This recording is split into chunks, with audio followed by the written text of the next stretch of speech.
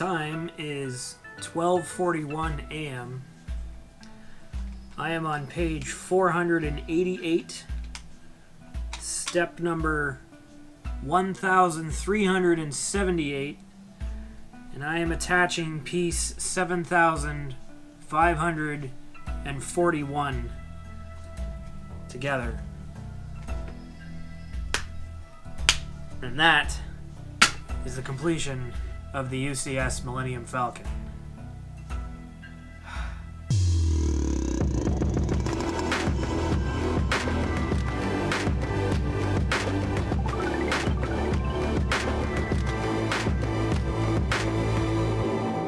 Hey guys, welcome back inside Theater 43. Wow, I can't believe it's done. Here we are. It's been a while. Brick Builds at Theater 43, we're back. We're back in a big way, and thank you so much for your patience and hanging out while I've gone through this little journey of this giant monstrosity of a Lego build. Reminder 75192, the UCS Millennium Falcon from Star Wars Lego. Wow, not for the faint at heart. It's all I can say. You saw at the beginning of the video there, that was the very end last night. I was done. I was burnt. This thing took a lot out of me, and it's Lego. So, what does that tell you? Long story short, a lot of pieces, and takes a lot of patience and just time and sanity, but I still recommend it. And to anyone who could pick this up, go out and go for it. Just to give you a quick recap, if you remember the two videos prior to this, go back and check them out on our YouTube and Facebook and Instagram. All the updates from those two videos. The first chunk was the frame, the bones, the superstructure of this thing. And what's important to know, as I learned the hard way, when you get to a certain point on this thing, there's some weight behind it, and it's not terribly. It is heavy, but it's not an impossible lift. But the problem is it's awkward, and if you lift it the wrong way, things bend in half and parts go flying, and it's a whole process. I found a page in the back of the book after the fact explaining the proper way to lift this thing so you don't have any damage. Once you figure that out, that's my first piece of advice. Things get a lot easier. Big, wide, heavy, just awkward, and keep that in mind. So, that was the first part. We did the superstructure. Then the second kind of section, if you remember, we started to fill in some of the rooms. Remember, there is an interior to this thing. All these pieces come off, and there's individual sections where you can see the hyperdrive and the cockpit and the all the different features that you see from the films and from the designs. It all exists inside. That was the second part, and then we started to see the frame take shape, or the shape of the actual outside of this thing take shape. The front with the triangles and the rear pieces started to come together. And then what I've just completed was basically covering it all up, adding all these fine little details. Quite a few details there are. I can't stress that enough. Just when you think you get to the end of this thing, there's another couple hundred more pieces that they throw at you that you're just adding on. And sometimes they even go back to parts that were already been done pages and pages and pages ago just to add on a few more details. So no shortage of design and attention to detail on this build, which was really impressive. So let's get right into it. I picked it up in bag 7, and what happened on bag 7 was you basically started to fill the top and bottom, but we began underneath. So it was the front nose cones, but everything was done underneath first, which presented its own challenge. A lot of these parts are modular. I can show you an example. One of them, just they lift out. They all install kind of in their own unique way. The front parts were all locked together with some of those tension fitting posts that fit in vertically or sideways to some of those technique, the hole-based beams, Lego beams, whatever you'd like to call them. So they're just kind of floating. And what was interesting is, as beautiful as all this looks, it is a little fragile. You can see a little flex there. So lots of neat details there. Like they've got these exhaust ports with lots of, if you look inside them, there's stuff going on underneath, inside. Underneath fit in just okay, but when you started to get under the main center section, flipping this thing over to attach pieces became a bit of a challenge. You have to kind of wrap your arm around it and support it from different ways because you don't want to break other pieces off. Real care had to go into putting a lot of this stuff together. As we moved through and I got in towards some of these corner pieces underneath, they did a really nice job. You can see kind of in here, they did some of the as we've seen on some of the more detailed build, like the Apollo or the Saturn V, they did some color coding, which is really cool. One corner was blue, one corner was orange, there were some brown sections, just to keep you on track of what section you're attaching to, because some of the components are very similar in shape and design and how they look. So that was kind of helpful, especially if you're not used to large Lego builds like this. It goes a long way. Moving around, eventually you get to the top, and that's when things got really, really complicated. In terms of these modular pieces weren't too bad. What was a big challenge was this became a space issue. So, because of the size of this thing, plus the book, once this book fans out, it took up most of my desk. So you'll see in the time lapse, eventually I was able to figure out, okay, let's move the build away, get it off the desk, and we'll build each piece kind of individually and then reapply it to the Falcon. There's another good piece of advice. Consider your space if you're going to build this thing, because it kind of fans out at one point where you're taking over a ton of space. So you need to build space, you need to be able to apply your pieces, and look at this monster of an instruction manual. It's super important. As we came around the back, like I said, all these pieces are fairly modular, and they fit in. A lot of them just have this yellow post that have the guide. This rear centerpiece is fairly fixed. It's been secured to the superstructure. It's covering up nothing really important. All the rooms with some detail and some business going on are the ones that have these loose-fitting modules that come off, so you can expose that. Some of them even show off the Falcon or some of the panels are even in smaller sections. So you take off a main panel, and there's even a smaller section that might come off if you just want to show off one room. I think they've done that so that you can actually use the minifigures, and there is a huge pile of minifigures that come with this. You get Han and Leia, 2 different Han Solos, I might add, Porgs, a BB-8, Rey, and Finn. All the generations that have been on the Millennium Falcon are included in this build, which is really cool. But if you want to start incorporating minifigures into this, you have that availability. Now, that's not what I'm going to be doing with it. I'm going to be having it as a display piece and nothing else, simply because there's just so much stuff here that can fly off or can break off, or as pretty as it is, there are some flimsy spots. Coming around the back, when you get into these modules, there are so many parts to it, like these giant exhaust fans took some time with all these little vented, those 2x1 vented pieces, and the coverings are really nice. They did a beautiful job of just all the flat edges and the smooth edges that need to be there, plus showing off the grit and the, they call this thing a hunk of junk. And they made it look as such with some different colors, some reds and browns and greens, to show that this thing has been through the ringer in terms of maintenance and, the crap that Han had to go through to keep it running.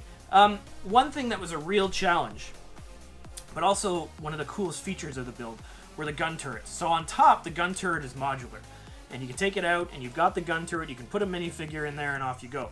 The whole mechanism is secured to the superstructure by those multi-pin red posts, which I thought was really cool. But getting the bottom part connected was a real challenge, because you have to get that thing in place, secure all the pins, and still not try and snap the thing in half with it sitting on its side or on its back, because you've got all these little fine detail pieces all the way around it. That got tricky. One of the things I really dug,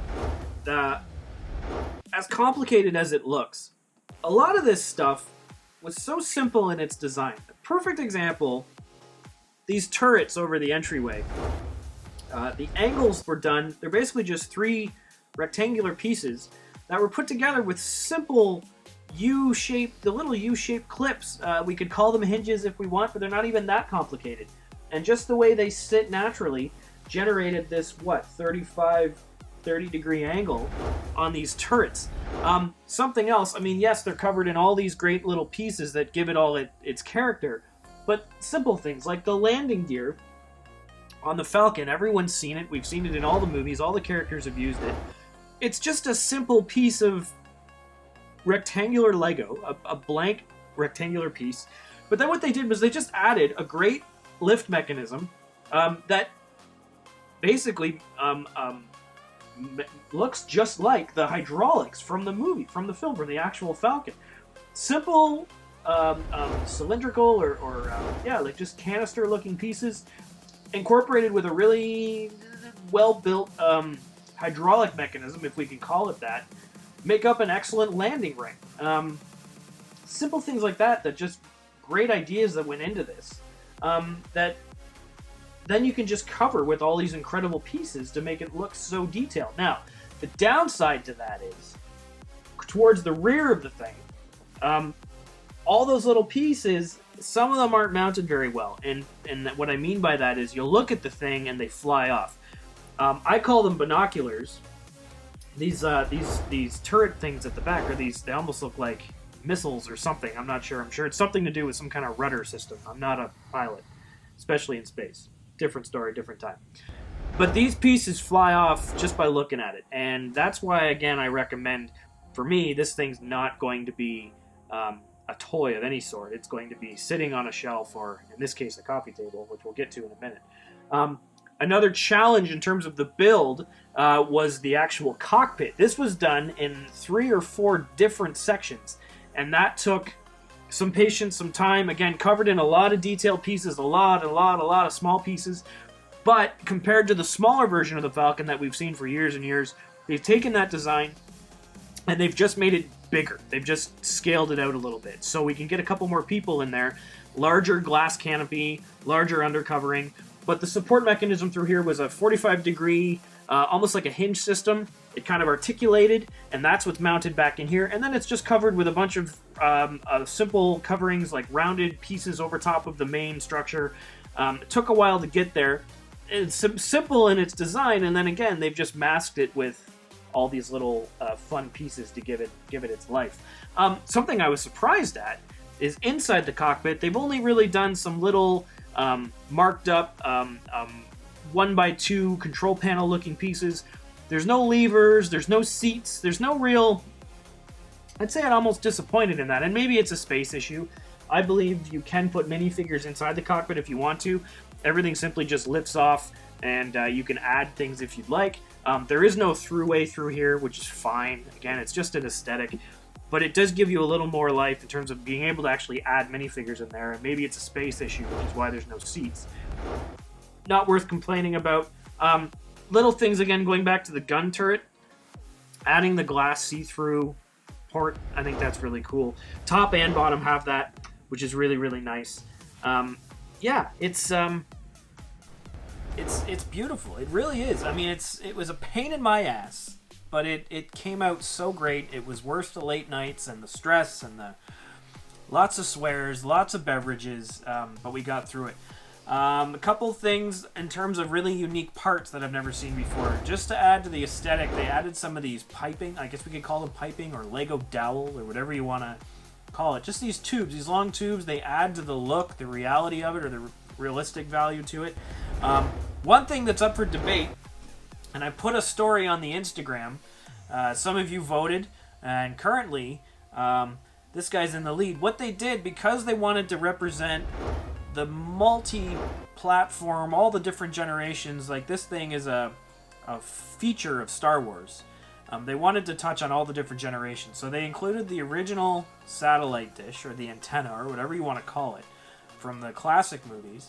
And they've also done the updated one that Unkar Plot added in The Force Awakens. And I put it to you, the fans of Brick Builds, which one do you want to see? And currently, this guy is leading. So I think that's what we're going to do. We're going to have that as part of the build, or the look of my Falcon will be the classic antenna.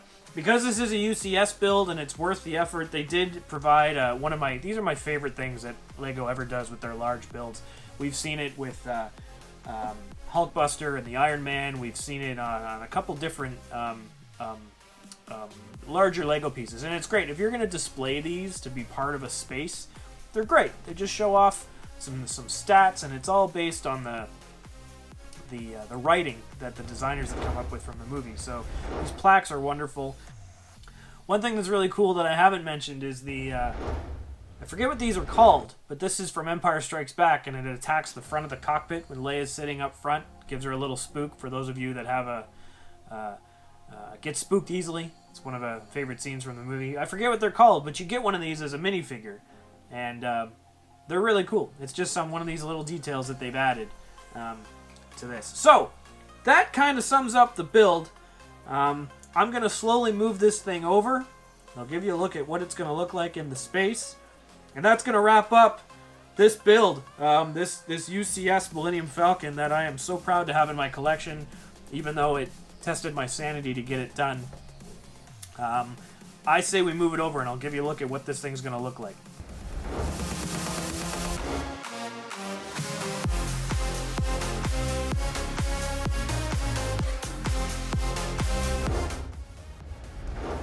Well, there it is. Almost a year and a half later, finally got it installed.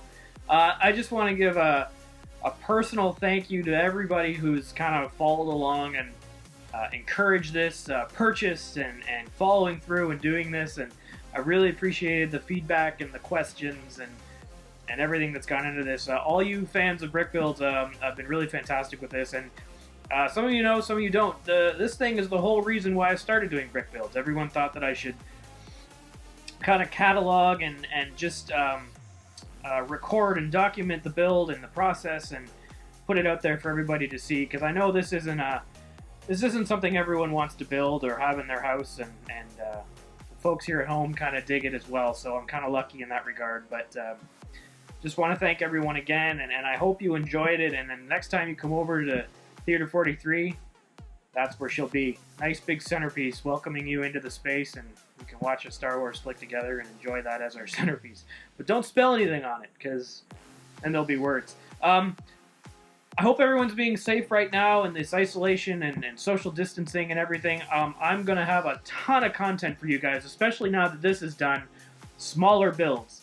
That's the next focus. So please feel free to like and subscribe and keep tuning in, because I've got a whole bunch of stuff coming your way I'm really excited about.